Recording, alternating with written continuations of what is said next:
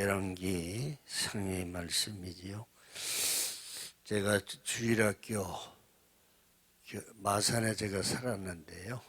주일학교 다닐 때 어머니하고 새벽기도 가면서 이게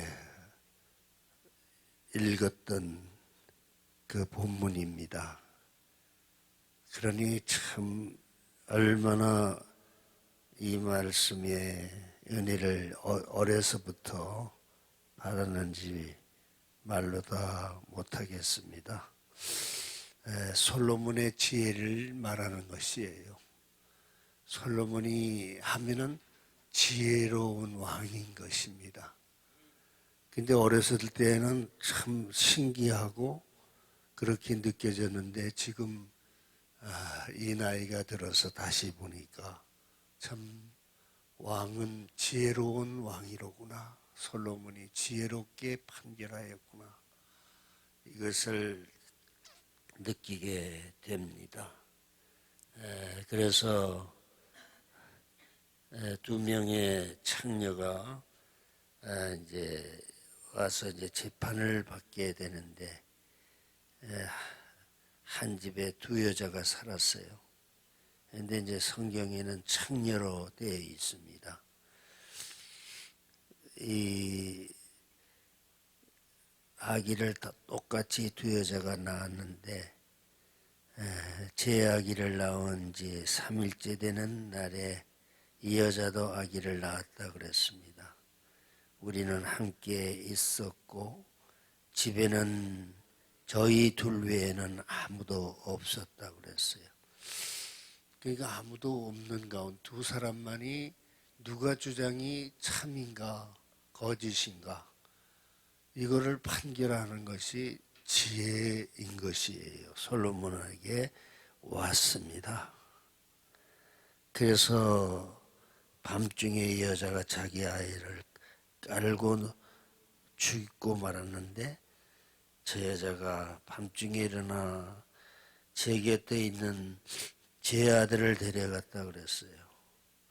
제가 자고 있는 때 저 여자가 그 아기를 자기 품에 누이고 죽은 자기 아들을 제 품에 누워 놓습니다. 다음날 아침에 일어나 아들에게 젖을 먹이려고 보니 아기가 죽어 있었습니다. 근데 아침에 일어나서 햇빛에 비춰보니까 그 아기는 제 아들이 아니었다 그랬어요. 다른 여자가 말했습니다. 아니다. 살아있는 아기가 내 아들이고 죽은 아기는 내 아들이다. 그러나 첫 번째 여자가 반박했습니다. 아니다.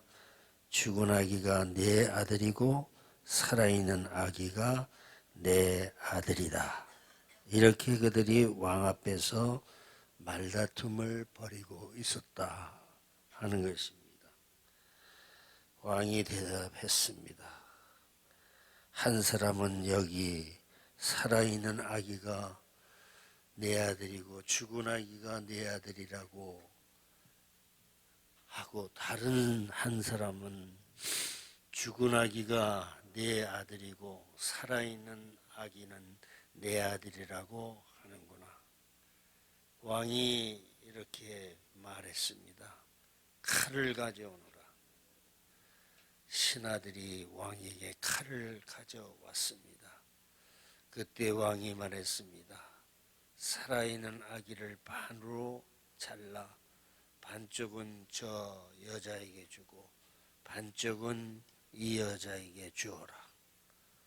살아있는 아들의 어머니는 자기 아들 때문에 소스라치게 놀라 왕에게 말했습니다.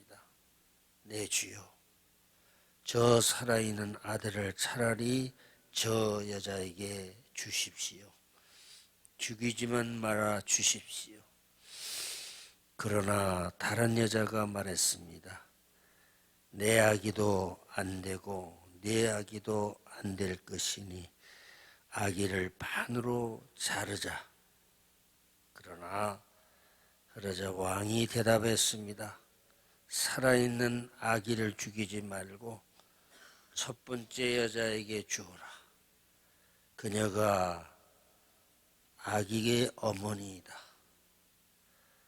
이렇게 판결을 했어요. 참 얼마나 놀라운 지혜입니까? 온 이스라엘의 이 왕에 내린 판결을 듣고 왕을 두려워했습니다. 왜 두려워했습니까? 올바른 판결, 지혜로운 판결이 왕에게서 나왔기 때문에 온 이스라엘이 두려워 판결을, 정말로 그런 판결을 한 것에 대한 놀라는 그러한 장면입니다. 그들은 왕이 하나님의 지혜로 판결하는 것을 보았다 그랬습니다. 참 이런 판결이 얼마나 지혜로운 판결인지, 그것은 하나님이 가르쳐 주신 지혜로운 판결이 되기 때문인 것이에요. 그래서 온 이스라엘 백성들은 그 왕의 지혜를 알고 놀라움을 금치 못한 그러한 장면을 우리는 보았습니다. 하나님은 지혜의 하나님이신 것이에요. 하나님이 지혜를 주셔야 이러한 판결을 하는 것이에요.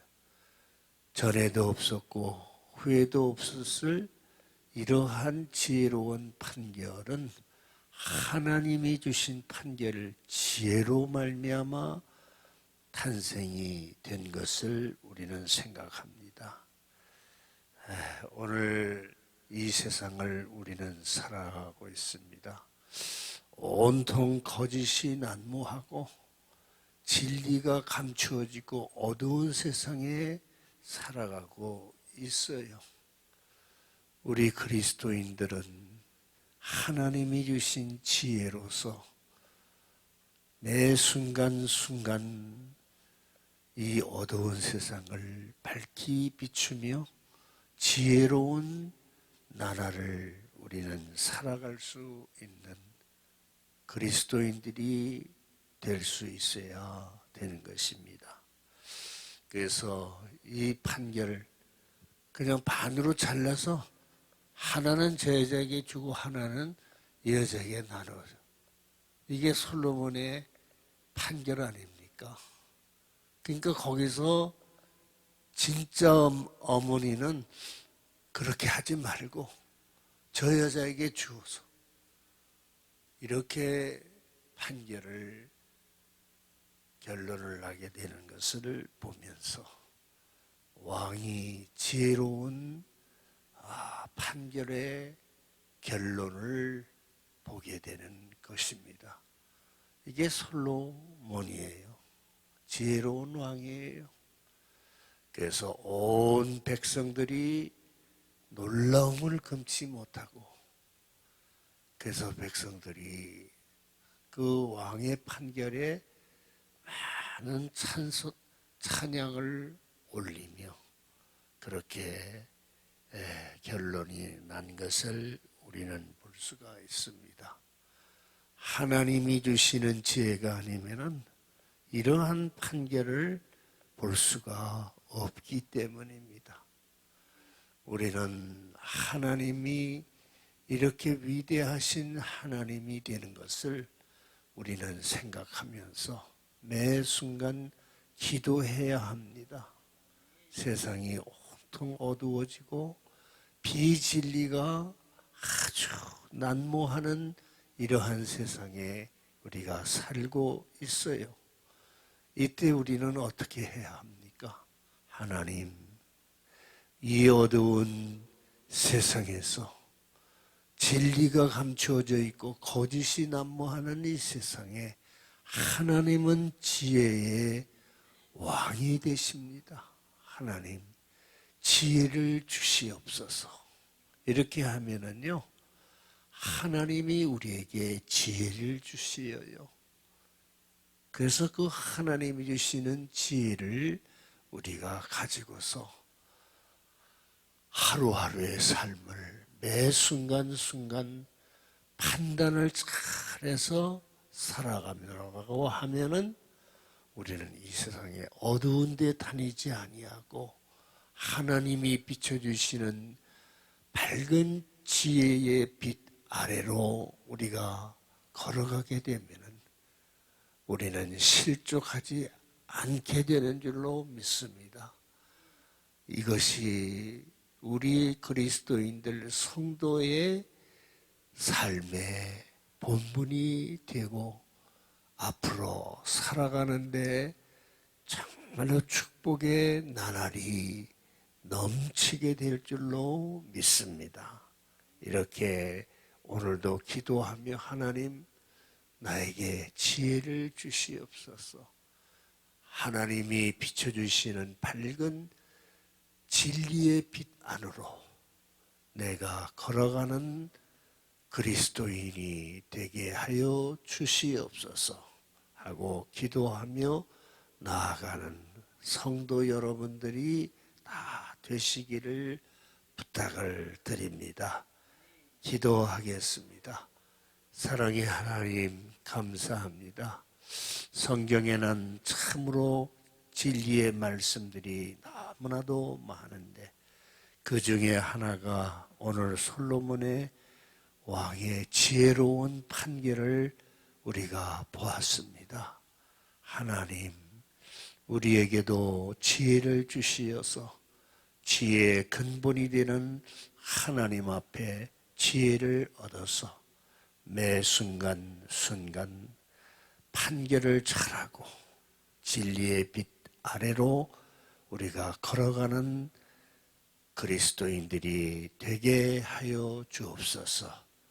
오늘도 우리들은 각종의 문제를 가지고 왔습니다.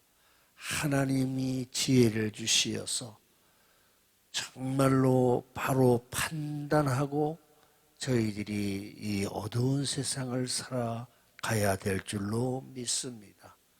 오늘도 우리에게 지혜를 주시어서 왕의 판결을 보았듯이 오늘도 하나님이 우리에게 능력과 지혜를 주시어서 그 지혜를 가지고 어두운 세상을 빛을 밝히는 그리스도인들이 다 되게 하여 주옵소서.